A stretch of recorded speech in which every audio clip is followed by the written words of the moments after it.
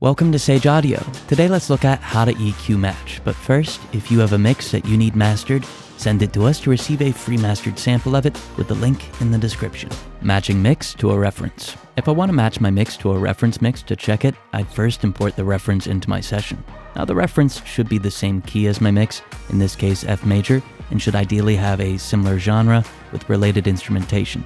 Then, I need to use loudness normalization on both my mix section and my mix reference to ensure that they're roughly the same level. I'll insert an EQ capable of EQ matching on my mix, then sidechain the reference. With the sidechain selected, I play both tracks back and match their EQs before deleting any extreme bands. Now my mix's frequency response should sound much closer to the reference. Let's take a listen and notice how it gives us a good idea of what could be improved. Maybe I'm yours, maybe I'm not. I think about it way too much and every single thought is making me. Maybe I'm yours, maybe I'm not. I think about it way too much and every single thought is making me. Inverse EQ matching. If we have two competing signals, we can match one to the other with a matching EQ, then invert the bands to make them more distinct from one another. For example, I could insert the EQ on my vocal, then sidechain the instrument bus. Then I'd highlight the bands and invert. This works well whenever you need two signals to sound distinct, or you just want to find what's making them clash. Let's take a listen.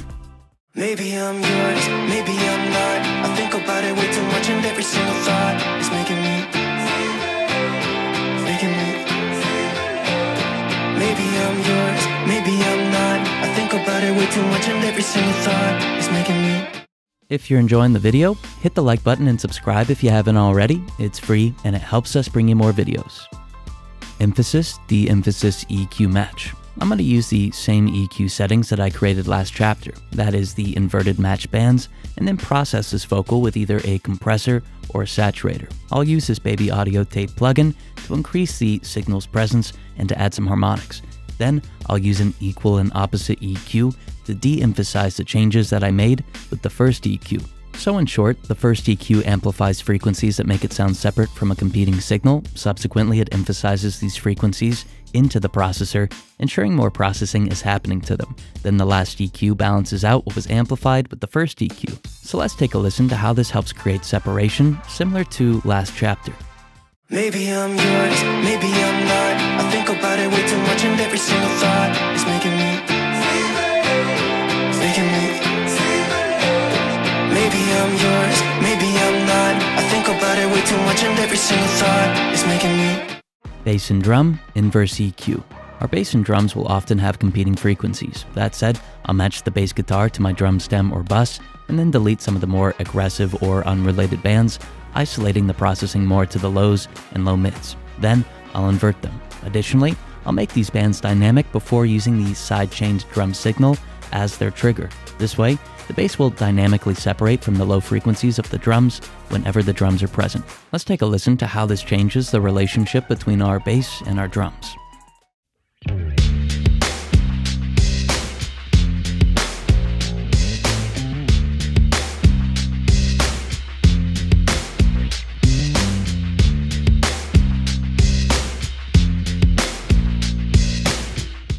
Bright bass distortion after matching. Let's add to what we did in the last chapter. We'll notice that once we introduce this inverse EQ to our bass, we're still missing something to balance out the signals. Now I found that emphasizing these inverse bands into bright distortion with some compression helps give the bass a unique character. I'll use this Lifeline console plugin by Excite Audio to augment brighter bass frequencies. This way we achieve clarity in the lows due to the EQ and a distinct placement in the highs. Let's take a listen.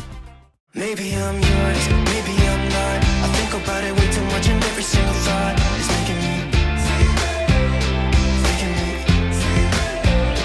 Maybe I'm yours, maybe I'm not. I think about it way too much and every single thought is making me. Matching drums to reference. Our drums usually have in-key notes, but we can emphasize these frequencies by matching our drums to our reference track. So let's insert the EQ on the drum bus or the stem and ensure that the effect isn't too aggressive unless we're trying to cause a more creative sound. Let's take a listen and notice how the drums sound like they're producing notes in addition to their typical percussive sounds.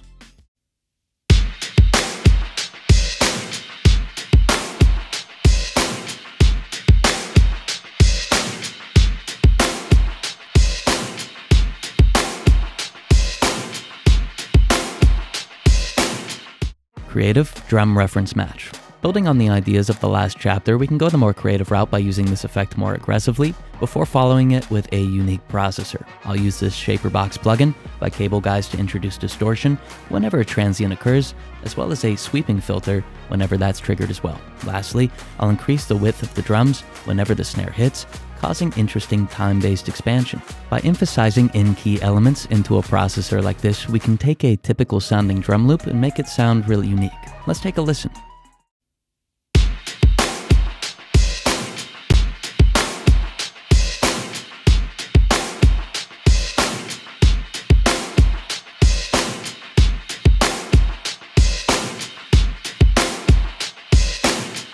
If you're enjoying the channel, use the search box to watch more of our videos.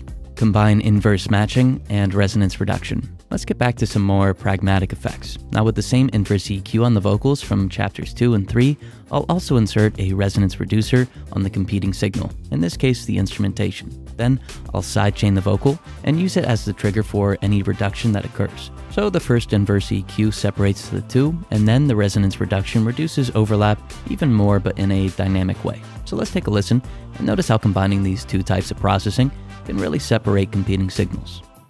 Maybe I'm yours, maybe I'm not. I think about it way too much, and every single thought is making me. Maybe I'm yours, maybe I'm not. I think about it way too much, and every single thought is making me. Combine inverse matching and Golfos. Similar to the last chapter, we can combine two effects to further accentuate what we're trying to accomplish. Now I'll use this intelligent EQ on the instrumental and sidechain my vocal, which again has the inverse EQ bands on from earlier, before increasing the recover function on the EQ. So let's take a listen and notice how we achieve an even clearer sound by combining both forms of processing. Maybe I'm yours, maybe I'm not. I think about it way too much, and every single thought is making me. Maybe I'm yours, maybe I'm not. I think about it way too much, and every single thought is making me. FabFilter Pro Q3 or Ozone Match EQ. Now if you're looking for an EQ that can match signals, these are two of the main ones that you'll come across. Now I think the Pro Q3 is better when you're trying to perform inverse matching or to separate signals from one another. But the Ozone Match EQ is much more accurate when you are trying to match. So if you're looking for ones to use for referencing other mixes, I definitely recommend Ozone. Let's take a listen to it being used to match our mix to our reference and notice how the curves that it creates are much more detailed. Maybe I'm yours, maybe I'm not. I think about it way too much, and every single thought is making me. Maybe I'm yours, maybe I'm not. I think about it way too much, and every single thought is making me. If you have a mix that you need mastered, send it to us to receive a free mastered sample of it with the link in the description. Thank you so much for watching.